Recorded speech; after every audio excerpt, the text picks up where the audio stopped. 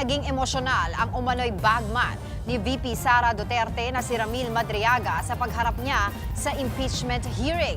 Idinetalya niya kung paano niya nakilala ang bise at ang umano'y pagkaubos ng 125 million pesos na confidential funds nang wala pang isang araw.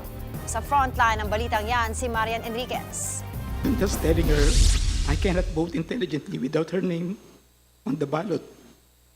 Neither can go out and vote wisely unless the name Inday Sara Duterte Carpio appears as a candidate in the 2022 presidential race. Would you like to say something about why you are crying on this part of the affidavit? Hindi naman, malungkot lang po. Malungkot. Okay, please proceed. Naiyak si Ramil Madriaga habang binabasa ang kanyang supplemental affidavit sa pagdinig ng House Justice Committee sa impeachment complaints laban kay Vice President Sara Duterte. Si Madriaga ang nagpakilalang bagman daw ng bise. Wala raw katotohanan ang sinabi ni VP Sara na hindi sila magkakilala. Marami pong makakapagpapatunay na mga opisyal sa gobyerno at mga kasama namin sa isip na mayroon kaming mga naging pagpupulong. Bukod pa po dito, mga meeting po sa, lalo na nung eleksyon, na halos kasama ko siya 24 hours, minsan overnight pa, sa isang resort, kasama ko po din ang mga PSG. Kaya kilalang-kilala po niya ako at kilala ko rin po siya. Una raw nakilala ni Madriaga si dating Pangulong Rodrigo Duterte sa pamamagitan ni dating National Security Advisor at Congressman Roy Logoles. Ayon kay Madriaga, 2018 nang ipakilala sa kanya ng dating Pangulo si VP Sara. During this meeting, PRRD introduced me to Sara and told me, Ram, ikaw na bahala kay Inday. Since then, I've frequently met and discussed with VP Sara, then Mayor Sara, regarding various matters. Ayon kay Madriaga, si VP Sara ang paboritong anak ng dating Pangulo. PRD wanted VP Sara in politics instead of Paulo Duterte Pulong and Sebastian Duterte Baste, who he characterized as baliw and bading, respectively. Inutusan si Madriaga ng mag-ama para bumuo ng grupo na susuporta sa kandidatura noon ni VP Sara bilang Pangulo sa 2022 elections. Dito nabuo ang isip o Inday Sara is my president.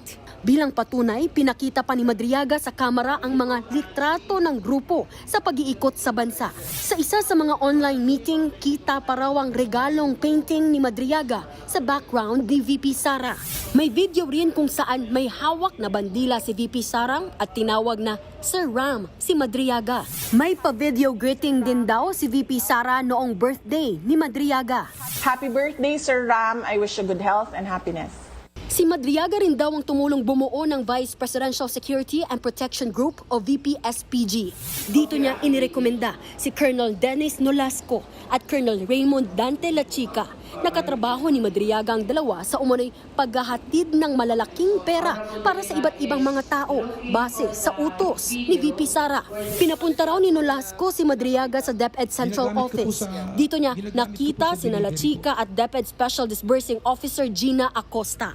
4 na duffel bag na may tig 30 hanggang 35 million pesos daw ang laman ng mga ito. Pinakuha pa nga raw si Madriaga ng parte niya, kaya kumuha siya ng 1 milyong piso sa bag. Ibinunyag din niyang mas maiksi pa sa 11 araw nang maubos ang 125 million pesos na confidential funds ng bise noong 2022.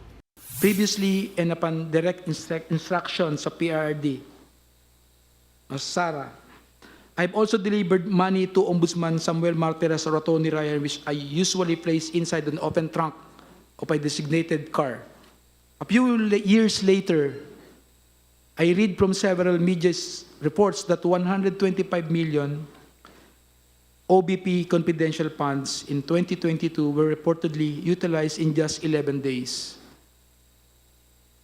This is wrong, because I personally disposed the money in less than 24 hours. Hindi dumalo si VP Sara sa pagdinig at hindi rin naman siya required pumunta. Nagbabalita mula sa Frontline, Marian Enriquez, News 5.